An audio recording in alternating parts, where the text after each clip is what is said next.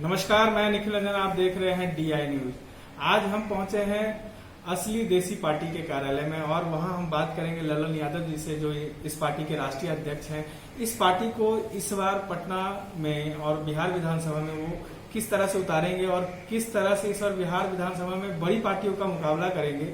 आज उनसे जानेंगे, उनसे रूबरू होंगे कि इस बार बिहार विधानसभा में उनकी दावेदारी किस प्रकार रहेगी, क्या मुद्दा रहेगा, वो जनताओं के बीच किस तरीके से जाएंगे। सबसे पहले सर, आपका स्वागत है हमारे चैनल में।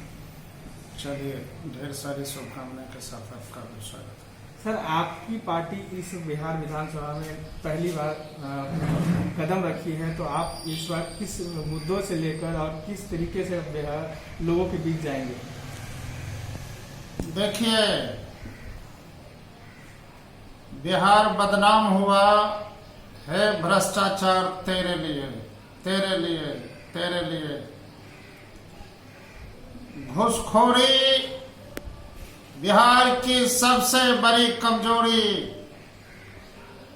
बदहाल बिहार, अत्याचार जुल्म से शिकार बिहार, बेरोजगार बिहार, समस्याओं से ग्रसित हमारा बिहार एक नए प्रकार की रफ्तार चाहता है। अब पुराने नेताओं को हटाकर नए प्रकार की राजनीति चाहता है। बिहार पुराने नेताओं के करतूत से परेशान है, समस्याएं गंभीर है। बिहार को बढ़ावा देने वाले नेता, खानदान की राजनीति करने वाले नेता बिहार को किस तरह से विकसित करेंगे, यह सब लोगों को पता होना चाहिए।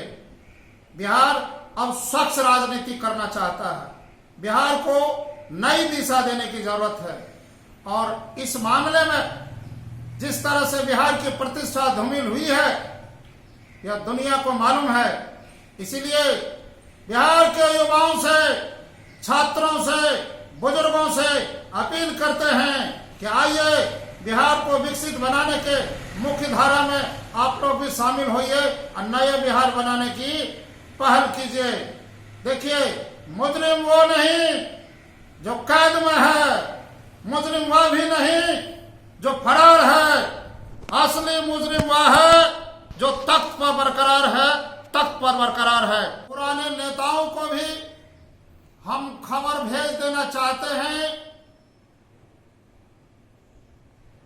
कि ये गलियां और ये चौराहा कभी आना ना दोबारा, कभी आना ना दोबारा। 15 साल का शासन खा गया मील का गरीबों का राशन। एक तरफ कल कारखाने लगाने की बात होनी चाहिए थी, अभी तक 15 साल, अब बनाम 15 साल में बिहार में एक सुई की फैक्ट्री भी नहीं लगी है। बिहार विकसित बिहार होना चाहता है। बिहार को नया बिहार बनाने की तैयारी होनी चाहिए। हर एक किसान को 1500 रुपया महीना व्यवस्था करने की बात है। हमारी पार्टी का इरादा है बेरोजगार छात्रों को 5000 रुपया बेरोजगारी भत्ता देने की व्यवस्था हमारी पार्टी करेगी। और देखिए, आजकल दिन में पीसी और रात में सीसी लेने वालों से जब तक यह बिहार सावधान नहीं होगा, तब तक बिहार का विकास मुश्किल है। अत्याचार, जुल्म, भ्रष्टाचार के खिलाफ जोरदार होगा धमाका, क्योंकि इस बार असली देसी पार्टी के नेतृत्व में होगा मुकाबला ही मुकाबला। इस बार आपकी पार्टी कितने सीटों पे चुनाव लड़ेगी?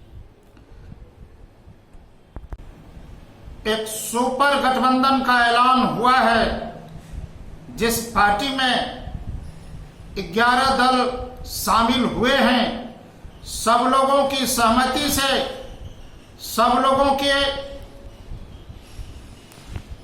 पूर्ण जिम्मेदारी से नया बिहार बनाने हेतु वृद्धा पेंशन, विधवा पेंशन, विकलांग पेंशन 400-500 से काम नहीं चलेगा। इसको बढ़ाकर 2000 रुपया प्रति माह करने की जरूरत है। और सुपर गठबंधन के नेतृत्व में पूरे बिहार में विकसित बिहार बनाने हेतु, नई रफ्तार देने हेतु जंग का ऐलान होगा। अत्याचार, जुल्म और भ्रष्टाचार के खिलाफ इस महासंग्राम में आप भी भाग लीजिए और बिहार को विकसित बिहार बनाने का संकल्प लीजिए। देखिए, बेरोजगारी की समस्याएं भरमार है। बिहार रोजगार चाहता है, गली गली में शोर है, सरकारी व्यवस्था कमजोर है। बिहार अपने आप को अपमानित महसूस कर रहा है।